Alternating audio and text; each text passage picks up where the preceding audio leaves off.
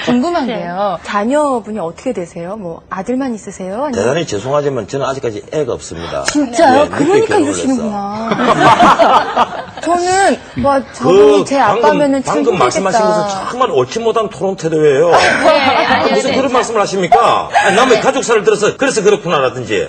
그건 제 개인적인 생각입니다. 너무 그건 위험한 정말 예를 발상들을 들는 하셔서요. 말입니다. 인국의 국회의원 같으면 나는 최소한 김정일, 김정은 체제를 추종하지 않습니다. 이 말 한마디 하는 것이 왜 그렇게 어렵습니까? 쉽게 말하면 김정일이라 개새끼냐? 개새끼라고 하면 그 종북 세력 아닙니다. 만약에 이건 방송용 김정일이가 그럼 개새끼지 그럼 개새끼가 아닙니까? 그러면 이게 왜 방송용으로 나쁩니까? 만약에 그런 대답을 못하고 피한다면 그 종북 세력이죠. 그렇습니까? 그렇지 않습니까? 자유민주주의를 정말 잘 모르시는 것 같아요. 넘세워서 토론합시다. 자유민주주의에 대해서요. 나는 한 번도 박정희 대통령을 보수라고 얘기 안 해요. 박정희 대통령은 위대합니다. 그분의 과보다도 공이 훨씬 더 큽니다. 왜 그런가 하면 우리가 못 먹고 살 때 먹고 사는 인권, 이게 첫 번째 인권 아닙니까? 먹고 사는 게 이걸 챙겨준 사람이야. 그런데도 왜 지금 세월이 지나서 죽은 박정희를 과보다 공이 훨씬 더 매우 크다. 그 사람은 우리나라 본연적 자본을 만들어준 사람입니다. 영국으로 치면 엘리자베스 1세 같은 사람입니다.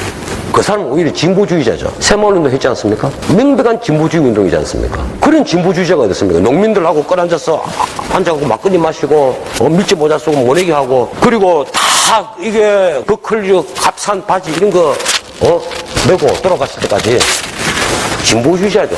평등을 몸소 실천하는 진보주의자 아닙니까? 그런 박정희를 갖고 자꾸 일각에서 보수주의자 내가 꼴통을 두고 하는 얘기고 막 김정일이 죽었으면 만세 부르고 빨가벗고 춤이라도 추겠어. 이런 사람을 보수주의자라고 그러고 박정희는 보수주의자 아닙니다. 지금 북한의 100만이 넘는 군대를 막을 수 있다 이렇게 생각합니까? 점차 줄여나가는 거죠. 제가 감히 말씀드리면요. 지금 같은 우리나라 안보 위기에서 30만 군으로 정예화가 충분히 가능하다. 이 얘기는 바로 명백한 포퓰리즘입니다. 그렇다고 해서 남지사처럼 거기에다가 더 엎친 데 덮친 격으로 모병제를 하겠다고 하면 어떻게 되겠어요? 좋습니다. 한 달에 봉급을 얼마씩 주겠다는 겁니다. 200만 원 정도는 줘야 됩니다. 200만 원만 주면 병사들 구름처럼 몰려올 것이다. 구름처럼 몰려오진 않죠. 그럼요. 정책적인 뒷받침이 필요합니다. 여기 들어오게 되면 대학도 갈 수 있게 해주고요. 직업교육도 받게 해주고요. 예. 아니 웃으시는데요.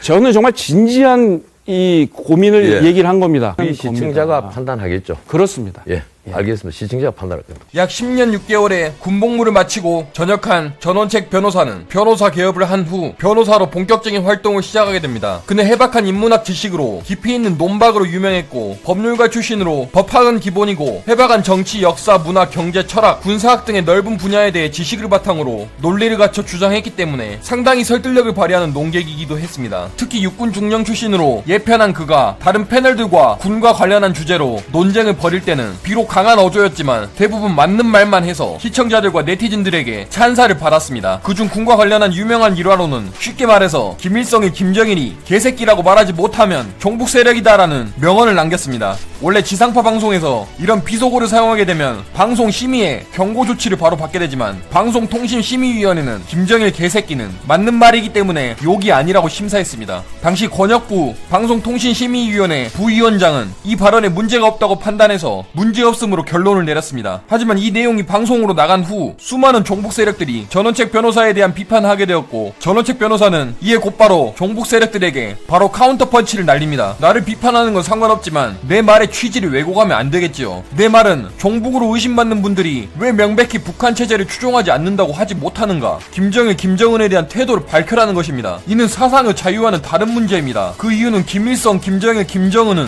어떤 이유로도 용납할 수 없는 반인류적 독재 체제이기 때문입니다. 라고 말을 했습니다. 이 발언 이후 경찰과 국정원에서 그의 신분이 위험할 것을 판단해 경호 제안을 했지만 그는 그 제안을 단칼에 거절했습니다. 그리고 그는 대표적인 여성운동가 출신 정치인이자 페미니스트의 대목격인 남인순 현 서울 송파구 병 국회의원과 군 가산점 관련 논쟁을 하게 되었습니다. 여기서 남인순 국회의원은 가고 싶은 군대를 만들면 되지 않느냐라는 망언을 했고 전원책 변호사는 이에 이 세상에 가고 싶은 군대가 도대체 어딨냐고 맞받아치며 심지어 뒤에 있던 남성 방청객들의 웃음을 자아내게 되었습니다. 그리고 그는 역대 대통령 중 박정희 대통령에 대한 존경심이 가장 컸는데 그 이유는 당시 최상의 인권은 국민들을 굶기지 않는 것이며 박정희 대통령이 이것을 충족시킨 대통령이기 때문에 그는 그는 박정희 대통령을 매우 높게 평가한다고 하였습니다. 이에 반해 그 반대의 성향을 가지고 있는 김대중 대통령에 대해서는 그가 노벨 평화상을 수상받을 수 있게 만들어준 북한 김정일과 함께했던 남북 정상회담은 돈 주고 산 평화라고 말하며 그는 돈 주고 산 평화를 제대로 된 평화라고 말할 수 없다라고 말을 했습니다. 특히 6.15 선언에 나왔던 낮은 단계의 연방제 통일은 북한의 적화 통일 전략을 우리가 그대로 받아들였다는 뜻으로 말을 했습니다. 그리고 김대중 대통령이 서울에 돌아온 이후 전 국민들에게 이제 전쟁은 없다, 북한 김정일은 식견 있는 지도자라며 그를 치켜 세웠습니다.